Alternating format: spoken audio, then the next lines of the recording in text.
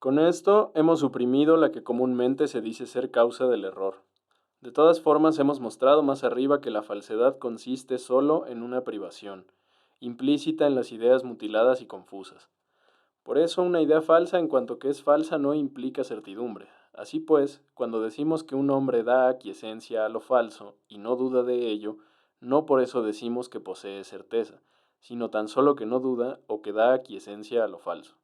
ya que no hay ninguna causa que haga fluctuar su imaginación.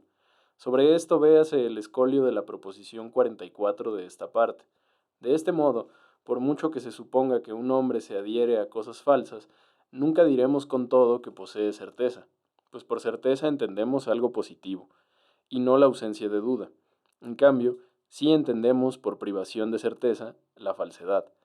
Pero quedan por hacer algunas advertencias, para una más amplia explicación de lo que precede. Quedan además por responder las posibles objeciones a esta doctrina nuestra y, en fin, para conseguir que se deseche todo escrúpulo, he pensado que merecía la pena indicar algunas ventajas de esta doctrina.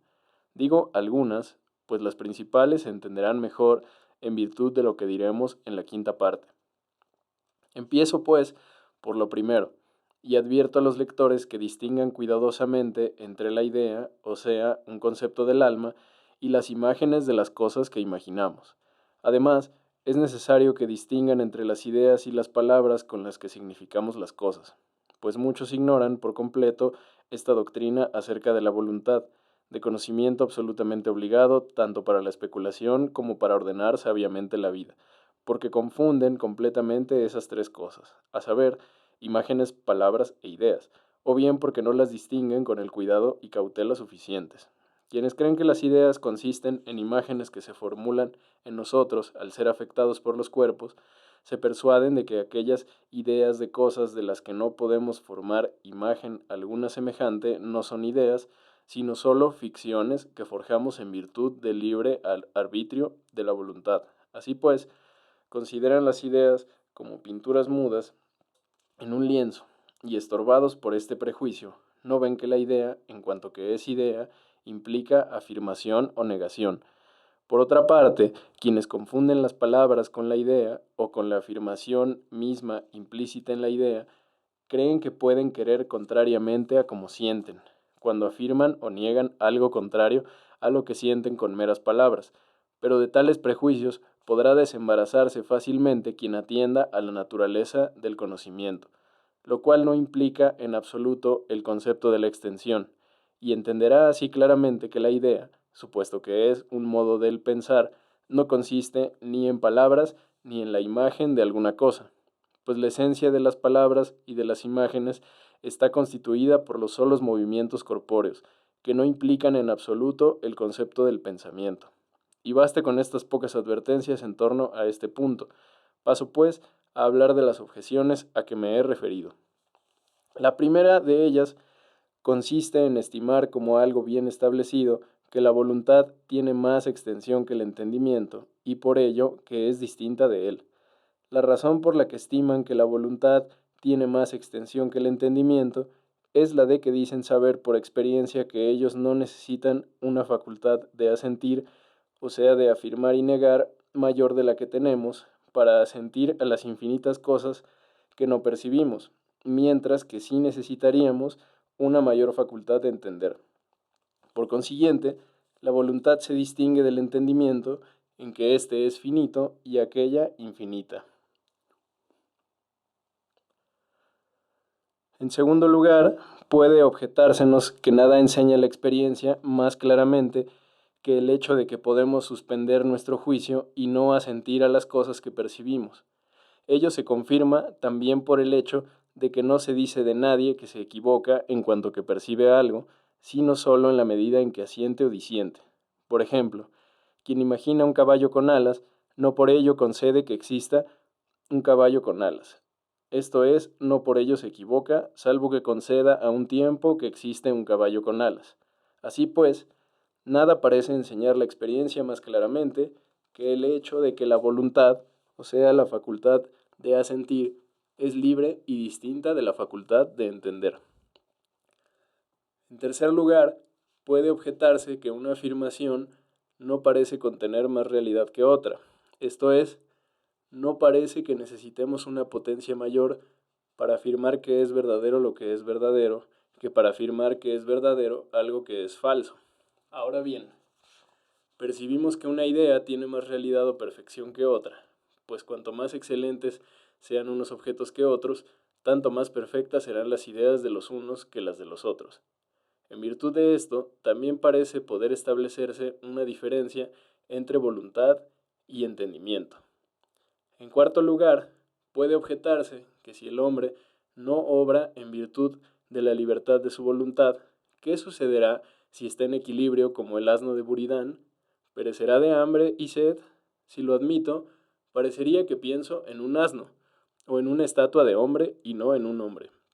Pero si lo niego, entonces el hombre se determinará a sí mismo y por consiguiente tendrá la facultad de dirigirse a donde quiera y hacer lo que quiera. Quizá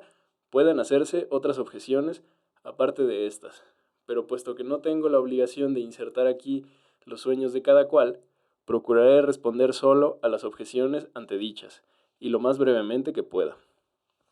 Tocante a la primera, concedo que la voluntad tiene más extensión que el entendimiento, si por entendimiento se entienden solamente las ideas claras y distintas.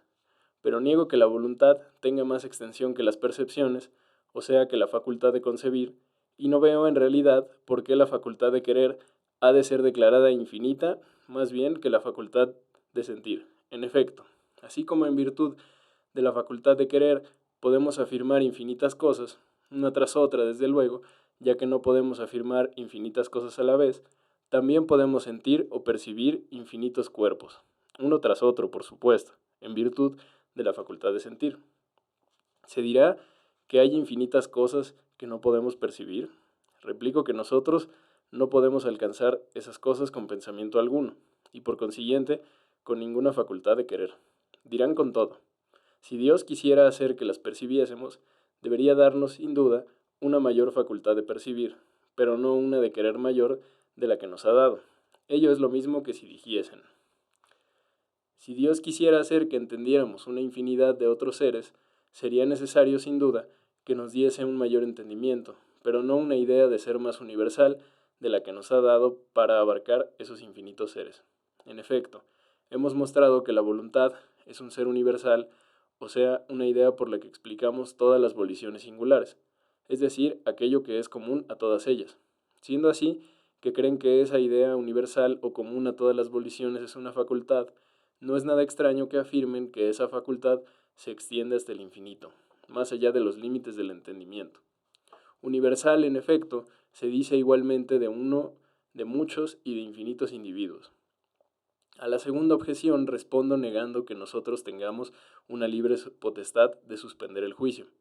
pues cuando decimos que alguien suspende el juicio, no decimos sino que él ve que no percibe adecuadamente la cosa. Así pues, la suspensión del juicio es en realidad una percepción y no una voluntad libre. Para entender esto con claridad, supongamos que un niño imagina un caballo alado sin que perciba ninguna otra cosa, puesto que tal imaginación del caballo implica la existencia, y puesto que el niño no percibe nada que excluya la existencia del caballo, considerará necesariamente al caballo como presente, y no podrá dudar de su existencia aunque no tenga la certeza de ella. Esto lo experimentamos todos los días en los sueños, y no creo que haya alguien que piense que, mientras sueña, tiene libre potestad de suspender el juicio acerca de las cosas que sueña y de hacer que no sueñe lo que sueña que ve. Y sin embargo, acontece que también en los sueños suspendemos el juicio, a saber, cuando soñamos que soñamos. Concedo, además, que en la medida en que percibe, nadie se equivoca. Esto es, concedo que las imaginaciones del alma, en sí mismas consideradas, no implican ninguna clase de error, pero niego que un hombre nada afirme en la medida en que percibe. Pues ¿qué es percibir un caballo alado sino afirmar del caballo que tiene alas? En efecto, si el alma, aparte del caballo alado, no percibiera otra cosa, lo consideraría como algo que le está presente y no tendría causa alguna para dudar de su existencia, ni facultad alguna para disentir, salvo si la imaginación del caballo se une a una idea que excluya la existencia de ese caballo, o salvo que el alma perciba que la idea que tiene del caballo alado es inadecuada, y entonces o bien negará necesariamente la existencia del caballo o dudará necesariamente de ella. Y con esto creo haber respondido también a la tercera objeción. La voluntad es algo universal que se predica de todas las ideas y solo significa lo que es común a todas ellas, a saber, la afirmación, cuya esencia adecuada, en cuanto abstractamente concebida, debe darse en todas y cada una de las ideas, y solo en este sentido es la misma en todas, pero no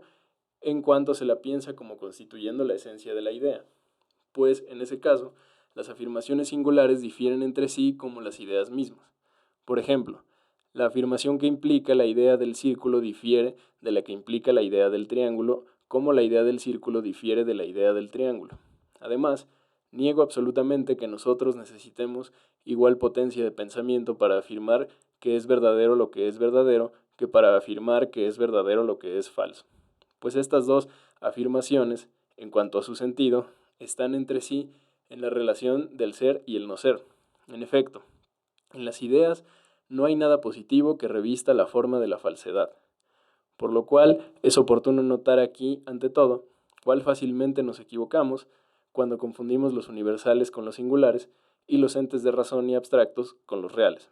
Por lo que atañe, en fin, a la cuarta objeción, concedo por completo que un hombre, puesto en tal equilibrio, a saber, sin otras percepciones que las de la sed y el hambre, y las de tal y cual comida y bebida que están a igual distancia de él, perecerá de hambre y de sed. Si me preguntan, ¿acaso tal hombre no debe ser estimado más bien como un asno que como un hombre? Respondo que no lo sé, como tampoco sé cómo ha de ser estimado el que ahorca, o cómo han de ser estimados los niños, los necios, los locos, etc. Queda solo por indicar cuán útil es para la vida el conocimiento de esta doctrina, lo que advertiremos fácilmente por lo que sigue, a saber, primero, en cuanto nos enseña que obramos por el solo mandato de Dios y somos partícipes de la naturaleza divina, y ello tanto más cuanto más perfectas acciones llevamos a cabo, y cuanto más y más entendemos a Dios. Por consiguiente, esta doctrina, además de conferir al ánimo un completo sosiego, tiene también la ventaja de que nos enseña en qué consiste nuestra más alta felicidad o beatitud, a saber, en el solo conocimiento de Dios, por el cual somos inducidos a hacer tan solo aquello que el amor y el sentido del deber aconsejan. Por ello, entendemos claramente cuánto se alejan de una verdadera estimación de la virtud aquellos que esperan que Dios dé una gran recompensa en pago a su virtud y sus buenas acciones, como si se tratase de recompensar una estrecha servidumbre, siendo así que la virtud y el servicio de Dios son ellos mismos la felicidad y la suprema libertad. Segundo,